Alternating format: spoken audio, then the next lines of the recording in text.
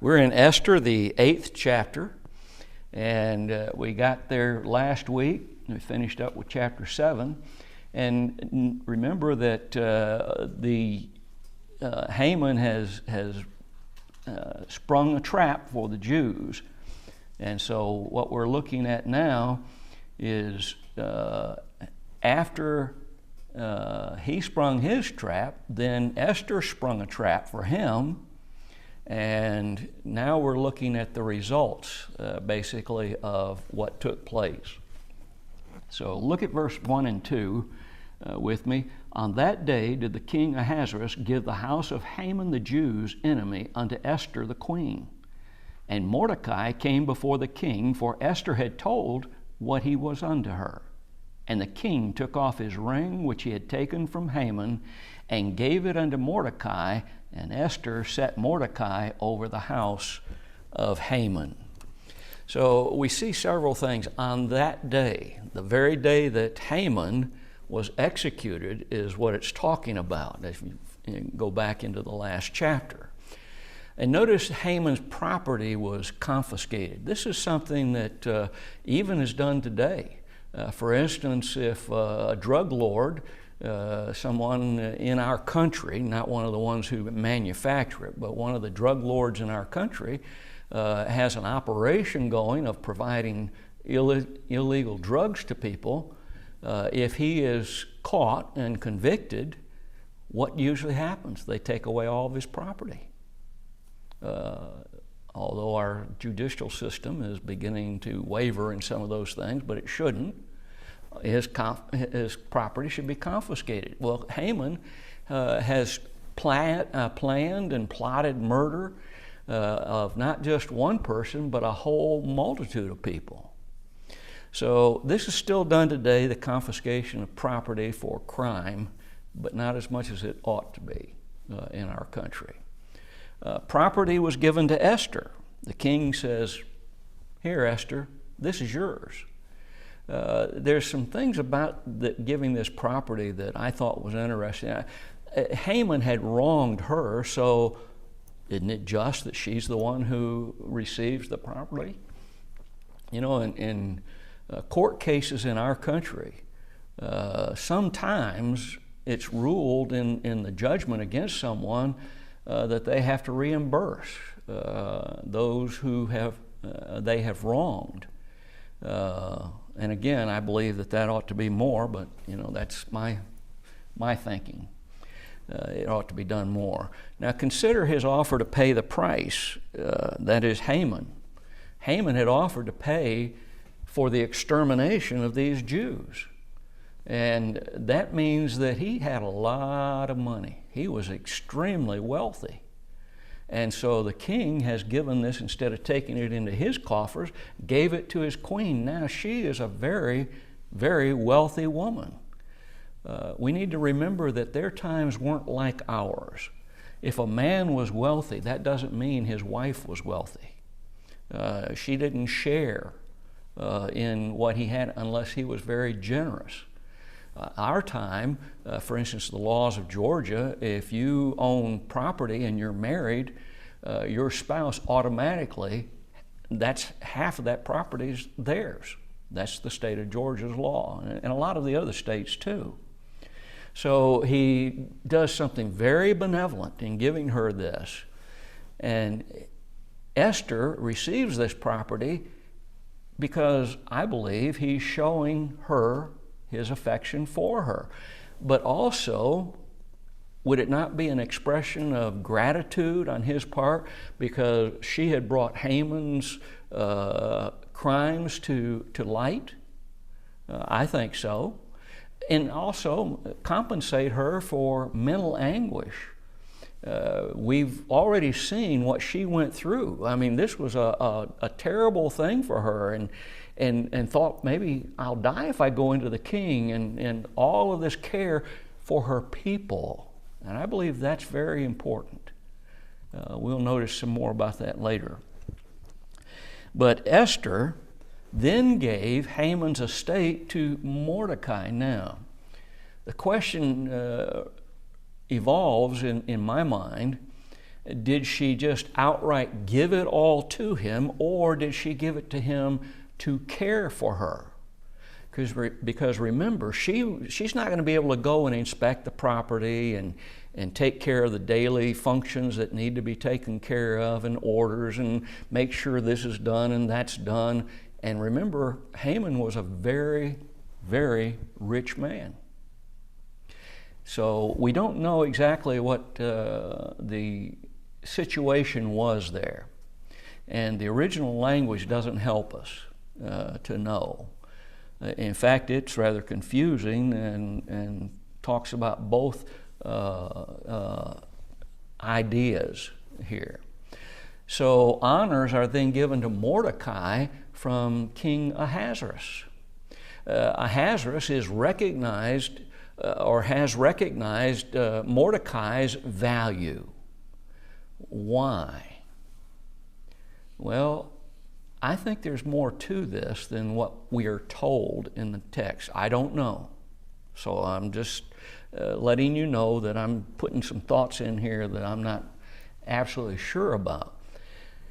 But when you put his position at the gates, and he was allowed to be there at the gate, that was often a code for the advisors of someone.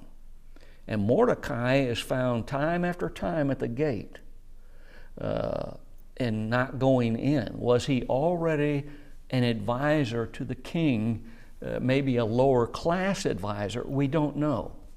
But this is often used in the scripture to indicate someone who was an advisor. And we also need to remember that in ancient times, the gate of the city, now this would have been the gate of the king in our text, but the gate of the city was the place where the wise men gathered and made judicial decisions that were brought before them. If two people had an argument with each other, maybe over some property or something, they would go to the elders at the city, and the elders of the people would decide the case, and that was it.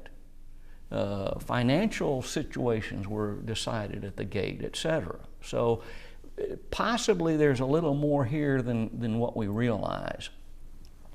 But he is promoted now to the place that Haman had, his former position. He's now the prime minister, if you will, for Ahasuerus.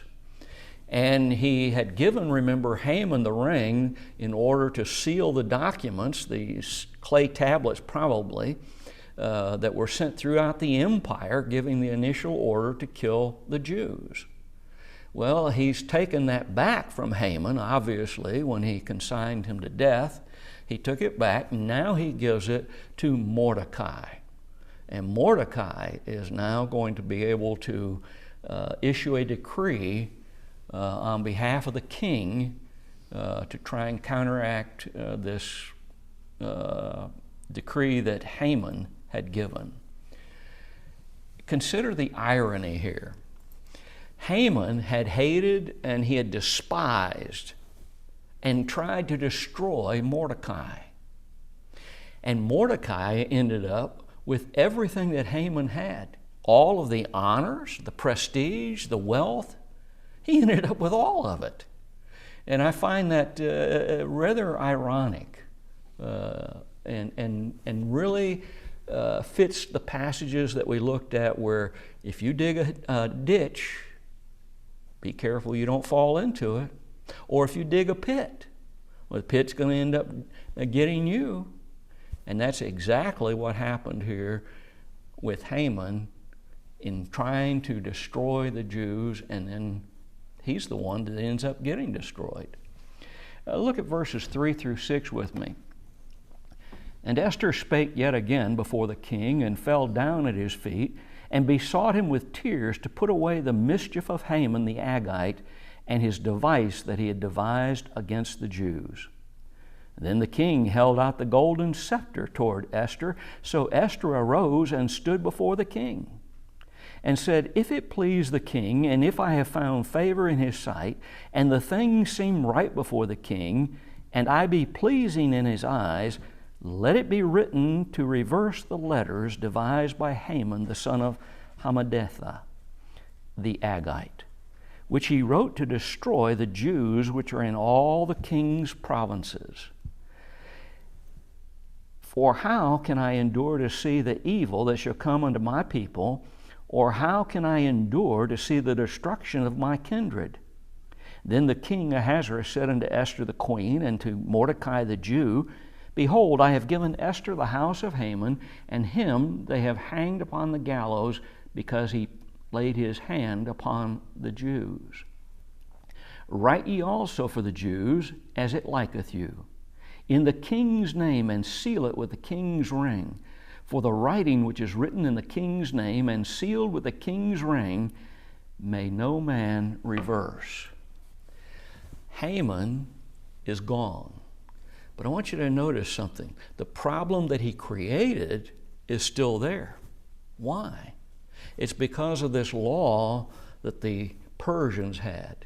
Once a law was issued and sealed, with the king's ring, it couldn't be reversed. In other words, you couldn't take it away. It's permanent. So Persian law, the same problems found in Daniel chapter 6, in verse 13, beginning with Daniel with regard to a Persian king. Note 4 things in the above text from Daniel. The law had been signed. Daniel had to be put to death because the law had been signed, and he had broken the law according to the Persians. Now, according to God, he hadn't broken a law, but Persian law he had broken. Second, we notice that King Darius was upset with himself. He tried all day long to find a way to counteract that law with regard to Daniel, having to put Daniel to death. He'd allowed himself to be deceived, and this bothered him, and it should have bothered him. His being deceived was going to cost him a very, very valuable asset. A man who had only the kingdom's good, the king's good in his thinking. And he labored to the going down of the sun to deliver him. He tried to find a loophole, but he couldn't find it. Darius, number 4, was reminded by the deceivers that the law could not be changed. They are determined to get rid of Daniel. And don't we see basically the same thing here with regard to Mordecai and the Jews and Ahasuerus? The law had been signed and sealed. And no doubt Ahasuerus was upset with himself when he realized that this deception had taken place, and who was involved in this deception? His queen, a valuable part of his empire. Now, what did he do when it was announced that this was Haman who was doing it? He jumped up and ran to the garden. Now, he may have been doing that to calm down. We don't know. But as soon as he came back, we remember what happened. He saw Haman on his queen's couch, and that's it. He's a dead man. He could not change the law. No matter how many tears Esther shed, he couldn't change this law, no matter how much he loved her. And that is very evident, I believe, in the context. He couldn't change the law as much as he would have liked to. And consider now that if he had made an exception, what would this have done to Persian law? What does it do in our country when criminals who murder people one day are taken before the court the next day and they're let go? This is happening far too many times right now in America, in some of our states, like New York especially. They just let them go. And we've had a number of cases now where the man who murdered somebody went in, was released on nothing bond, and went out and murdered somebody the next day. What happens to the legal system in situations like that? Well, if Ahasuerus had made an exception to the rule that a law couldn't be changed, the Persian law system would have collapsed. Oh, it wouldn't have been immediate. But it hasn't been an immediate thing here in America where the law system is collapsing. Consider the golden scepter being extended to Esther in verse 4. Why was it extended? Wasn't she in the presence of the king in the garden when he issued the decree for Haman to be killed? You see, this is the second time. She's come before him again, not in, this isn't the events that took place in the garden and in this wine fest. How do I know that? Look what happens. He has to extend the scepter to her. Well, when did he extend the scepter? There's only one time the scriptures talk about it. That's when someone came in unannounced into his his private area where he did judging and talking to his the people who advised him. He extends the scepter to her. And this seems to indicate this is another time. Otherwise, he didn't need to do that. And if this is the time of the supper, then she was already in the king's presence, so it couldn't be that time. And the extension of the scepter is done. We need to remember that a person could not be in mourning before the king either. What was Esther doing? You go back to chapter 4 and verse 2, it tells us very specifically a person who's mourning couldn't be in the presence of the king. Imagine having to always go around with a Jimmy Carter smile all the time. You know, I mean, just imagine it.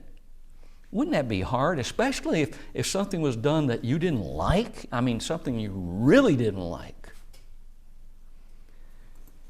Esther pleaded, notice, not for herself. She would be included, but she wasn't pleading for us. Notice where her emphasis is. She's pleading for her fellow Jews.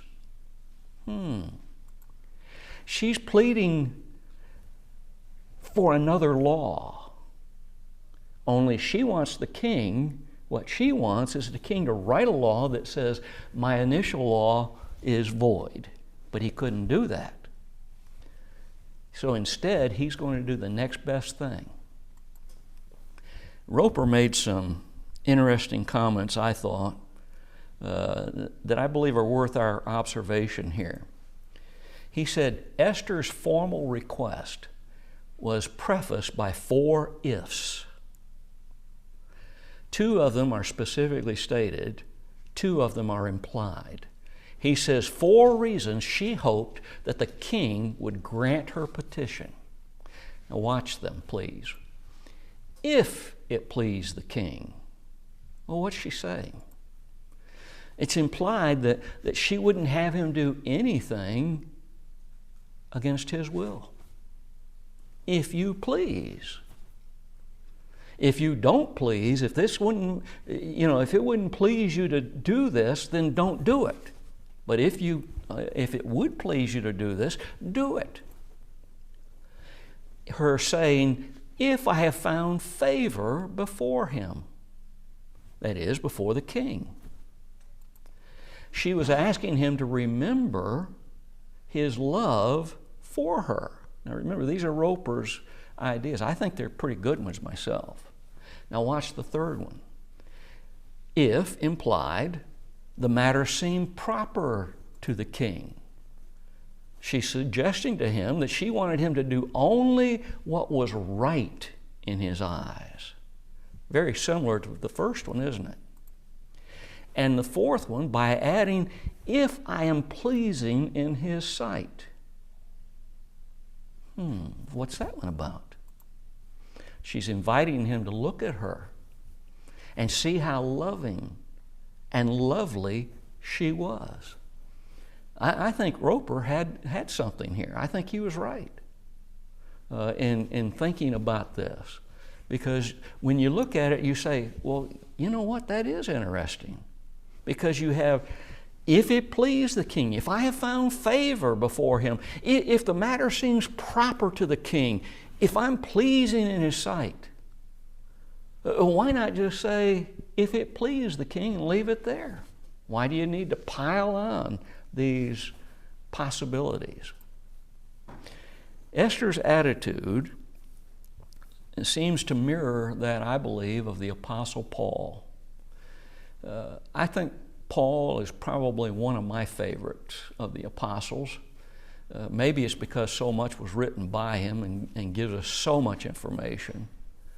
But his attitude that I saw, particularly when, for instance, when he was taken before the Roman counselor, the council, and instead he wanted to talk to the Jews, and he was so interested in their salvation when they were trying to kill him.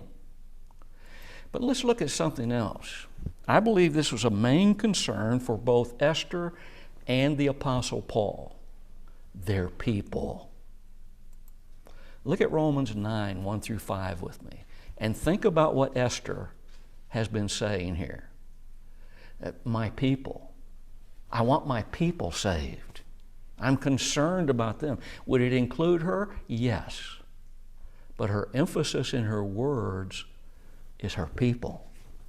In Romans 9, verses 1 through 5, I say the truth in Christ, Paul said. I lie not. I'm not a liar. My conscience is also bearing me witness in the Holy Spirit. When is a conscience good? Only when we've done what's right in God's sight, or if, say, when we were young, our daddy told us to do something and we did it, and then later he asked us, did you do it? Yeah. My conscience is clear. I can tell him, yes, I did, and know that I did. That I have great heaviness and continual sorrow in my heart. What is it, Paul, that makes you say, I speak the truth? I'm not a liar, and my conscience bears witness with me that what I'm saying, I have continual heaviness and continual sorrow in my heart. Why, Paul? I could wish that myself were accursed from Christ for my brethren, my kinsmen, according to the flesh. Now, he lets us know who the brethren are here. He's not talking about Christians. He follows it up with a statement that shows us he's talking about those who were Jews, who are Israelites, a double emphasis, to whom pertaineth the adoption and the glory and the covenants and the giving of the law. He follows it up with even more information of who he's talking about, the Jews, and the service of God and the promises. What promises? Messiah. The promise they didn't really understand at the time was the Gentiles were going to be included in the Messiah's promise. Whose are the fathers, and of whom, as concerning the flesh, Christ came, who is over all, God blessed forever. See the emphasis that Paul places on his Jewish brethren? Why did he need to do that? Because by and large, they were turning against him. They were turning against the Messiah. They hated him. The leadership of the Jews in particular wanted him dead, plotted to find a way to get rid of him. Look at verses 7 and 8. Then the king Ahasuerus said unto Esther the queen, and to Mordecai the Jew, Behold, I have given Esther the house of Haman, and him they have hanged upon the gallows, because he laid his hand upon the Jews. Write ye also for the Jews, as it liketh you, in the king's name, and seal it with the king's ring, for the writing which is written in the king's name and sealed with the king's ring may no man reverse. Notice him speaking to Esther and Mordecai. Didn't single out one of them and I'm speaking to her or I'm speaking to him. In the society, the Eastern society, even to this day, in places like Iran and in places like that, many times in business, if a woman wants some business to be done, she's got to go through her husband. Her husband's the one who has to speak, and the merchant will only speak to him. But he's speaking to her through him, and she gets to hear it, and then he'll answer for her. If she answers, they won't even look at her. I think I mentioned this, I don't know if I did, at least to William, but when I was in Indonesia one year, Jenny got to go with me when I was teaching the college classes over there. And she got to go with me. And there was one day when Barry had to go do some business somewhere, and Melanie, his wife, needed to go to the market to get something. But she couldn't go to the market. Why? Because he wasn't with her. Now, at the market, she could ask for stuff, and that's okay. For some reason, the market seemed to be a little bit different, where you buy your food, that is. And so anyway, I had to go with them. And for one day, she said, made this statement, she says, well, for today, you have 2 wives. And so I took her to the market with Jenny, of course. And she was just being facetious, you know. So, well, let's make sure we understand that. But notice the king speaks to both of them. Is this another time after Esther had made her request? I believe it is. Ahasuerus has had time to contemplate what he would do. What am I going to do? How am I going to save my wife from this death that was put in place by Haman, even though he's not here anymore? Or does it imply that Mordecai was already there when Esther entered? Don't know. How did the king show his willingness to help Esther and her people, the Jews?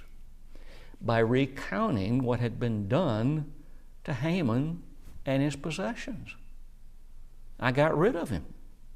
I gave you his possessions. He's recounting what he had done. But that wasn't enough. Consider the phrase that we find here. Because he who? He who? Haman. Haman had laid his hand. Wait a minute, had. That's past tense, isn't it? Had Haman actually killed any Jews at this point? No. Did he kill Mordecai? Did he take him into custody and have someone take him into custody? No. But notice what it says. Because he laid his hand upon the Jews. What's that about? That's the idea that if something is permanent, something has been said it is going to be done, it's the same as if it already has been done. How many times does God deal with us in Scripture the very same way? And how many times has God told us, for instance, there is going to be a judgment day, as if it's already been done? You see, God deals with us that way, and that's the way it seems to have been done here. He laid his hand on the Jews, even though physically he hadn't done it. But by decree, he had. He could not change the law, but there's a solution to the problem. He allows a new law to be written. I've wondered sometimes if he didn't have some input into the decision that was made, even though it appears that Mordecai and Esther were the ones who had the law written. I've really wondered if he had some input into it. Because remember, he's shown every evidence. He wants Esther saved. And he doesn't want Mordecai killed either. And therefore, by extension, he doesn't want the Jews killed. Because remember something that happened earlier in our text? When the decree of Haman was announced, how did the people of Shushan, however you want to pronounce it, how did they react? They were all confused, weren't they? Why is this being done to the Jews? Why were they confused? They didn't see any reason why this should be done to the Jews. He allowed a law to be written. But how is that law going to work? In effect, it's partially nullified. It's going to partially nullify Haman's law without changing the law. Write ye also for the Jews. Not for yourself, for the Jews, as it liketh you. Whatever you think is right, whatever you think is proper, that's what we're going to do. Now consider the way that they're given what we'd call carte blanche today in this matter. Did they take undue advantage of this opportunity? Now you know what the rest of the text is. Hopefully you've read ahead. You know what the rest of it says. Consider the last part of verse 8. This new law was to be written in the king's name, by his authority, and it was to be sealed with the king's ring. Why? Because without that seal, it can be violated. The seal made it where it could not be nullified by saying, a new law, that old law doesn't exist anymore. I'm canceling it. Couldn't do it. As long as it had been sealed with the king's ring. Look at verse 9 through 12 with me.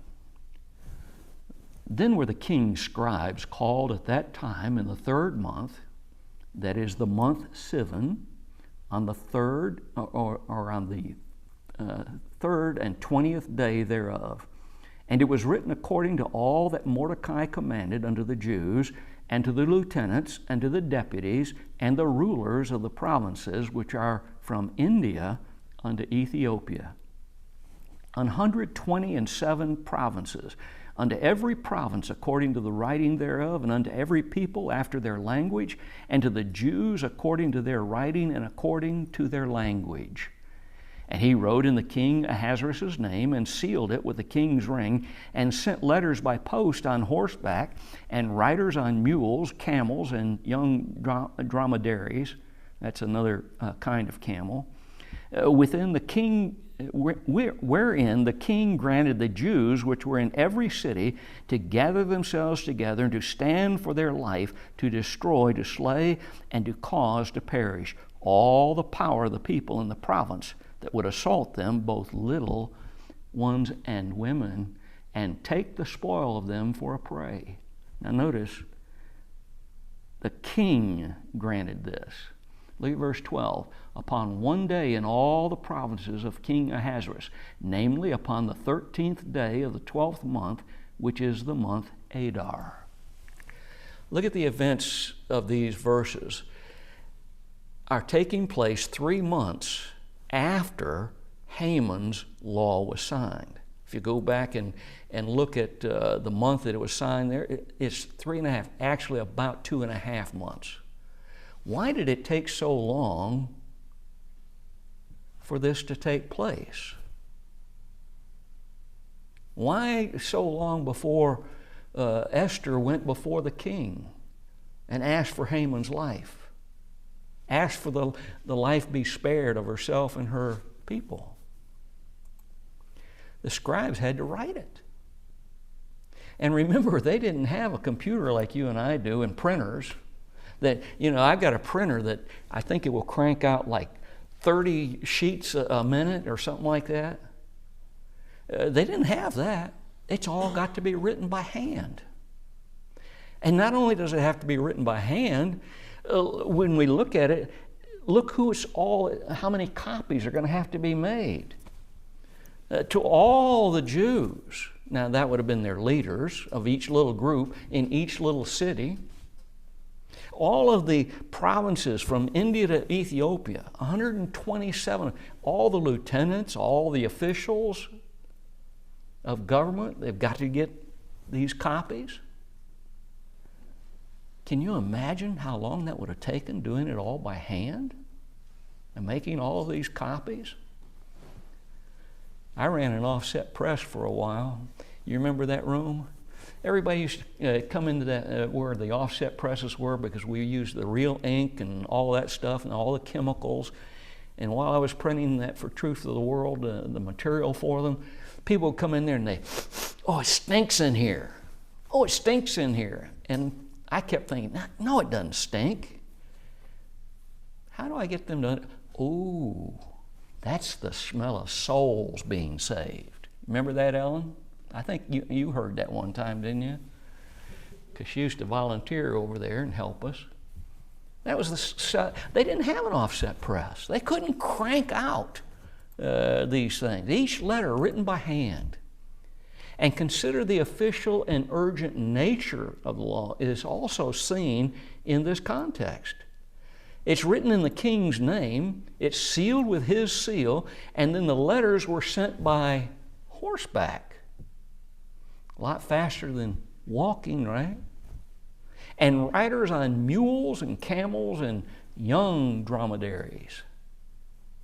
Got to get this to everybody, all over the empire. From Shushan to the shores or the boundaries of India would have taken weeks by these animals. The far corners of the empire. And notice also that a lot of the wording in this, to destroy, to slay, to cause to perish, is the same as it was in Haman's letter. Same people are mentioned. The little ones and the women. Does that mean that the Jews were given permission to kill any of the men who attacked them and then go get their wives and little ones? Is that what it's talking about? I don't think so. Because remember, this is a decree that allows the Jews to gather together in the cities and defend themselves. Haman's was offensive. You can go out and look them up, hunt them down. But this decree is different. It gives the right of the Jews to defend themselves. Now, if a woman joined in attacking the Jews, then she could be killed. If their children joined in attacking the Jews, they could be killed. But I don't believe this gave them the right. I'm going to show you something later on in the text that helps me to believe that way. And I'll just put it out there. This is something I believe based on my studies of all of this. They weren't allowed, the Jews were not being allowed to go on offensive as Haman's law would have allowed the people against the Jews. And Esther and Mordecai did not abuse the authority that they were given. Would women and children be killed by the Jews? Only if they attacked the Jews. If only men could be killed, what if a woman or a child attacked them? Oh, I just got to let them go ahead and kill me? You see, that doesn't make sense. They mentioned that the Jews were given the right to take the spoils of their enemies. What's that all about? In times of war, that's a very common thing. The enemy soldiers are killed. You go over the battlefield. You take things that are valuable. They either go to the government, like if you found some document on one of the soldiers, or you can keep the weapons or some of the other things. The next chapter shows us that they wouldn't do this. The Jews refused to do it, even though they were given permission to take the spoils, to take whatever they had. Why? It's a day of defense. And notice that it's also the exact day, the 13th day of Adar. If you go back in the context of the book, the day that Haman's people would have been able to kill the Jews was the 13th day of Adar. We'll come back to verses 13 and 14 next week.